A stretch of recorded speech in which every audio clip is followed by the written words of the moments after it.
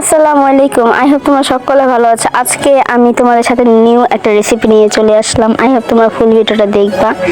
এখানে কারা কারা ভিডিও লোগো দেখি তোমরা বুঝতে পেরেছো আজকে আমি আলুর দম করব। আমরা হলাম বাঙালি, যদি আমরা আলুর দমই না খাই আলুর সিজনে তাহলে কেমন হয়? কে কেমন করে রাঁধতে পারো অবশ্যই আমাকে কমেন্ট করে জানাবা। ইনশাল্লাহ সবাই রিপ্লাই উত্তর দিব।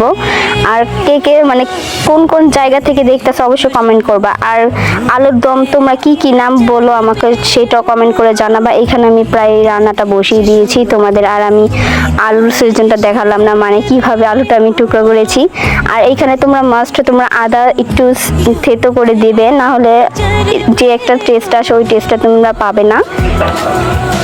এটাকে আমরা ভালো করে নাড়বো, অনবরত নাড়তে হবে, না হলে নিচে দলা পেকে না মানে নিচে লেগে যেতে পারে। আর এখানে আমি একটু চাটনি দিয়েছি, এটা হলো বোমার মুসের চাটনি। তোমরা অবশ্যই এই চাটনিটা ব্যবহার করবা, তাহলে এই ভিতর অনেক একটা ভালো একটা টেস্ট আসে। এক পর্যায়ে এইখানে প্রচুর তেল ব্যবহার করতে পারে। আর আলুটা দেওয়ার সময় আমি তোমাদের বলতে একদমই ভুলে গিয়েছিলাম দেখাতে। আর এখানে আমি 2-3টা কাঁচামরিচও দিয়েছি। আর এখানে তেজপাতা যত বিভিন্ন মশলা আছে ওইগুলোই আমি ব্যবহার করেছি। আর এখানে একটা ম্যাগি মশলা আমি ব্যবহার করেছি, তোমাদের দেখাতে পারলাম না। আই হোপ তোমরা সবাই এই জিনিসটা খেয়ে থাকো।